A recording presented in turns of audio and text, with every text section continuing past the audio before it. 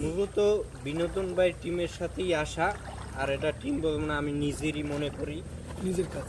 2 দিন যাবত অফুরন্ত চেষ্টা করছি কিভাবে এই ফেনী শহর থেকে একবারে গ্রামে যাওয়া যায়, যেখানে কেউ যায় নাই। তো আজকে রিস্ক নিছি, যে অনেকে বলছে যে ভাই অনেকে ত্রাণ পায় না, অনেকে অসুবিধে আছে। তো সেই সন্ধ্যা থেকে আমরা হাঁটা শুরু করছি এবং এখন পর্যন্ত, এখন মেবি 10টা বাজে, রাত্র 10টা, হাঁটতেই আছি। আমাদের ভ্যান সামনে আছে এবং বিনোদন ভাই মানে বনিয়ামিন আমার একটা কথা বলছে, ভাই আমি যাব যেখানে একেবারেই মানুষ অসহায়, যে কাজের জন্য আইছি সেই কাজ সাকসেস করে যাব।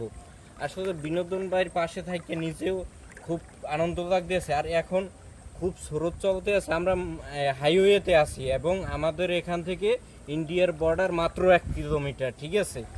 স্রোত আর স্রোত, কি বলবো ভাই, একবারে মানে বিপদ সীমার ভিতরে আইয়ে পড়ছি। আমাদের কোনো গাইডলাইন নাই, এদিকে আমরা কিচ্ছু চিনি না। তো বিনোদন ভাই পেজে আপনারা সাহায্য পাঠান, আর যাইয়া আমরা আছি মানুষের পাশে। আপনাদের অনুদান সঠিক জায়গায় যাতে পৌঁছতে পারে সেই লক্ষ্যে আমরা আছি। সবাই দোয়া করবেন।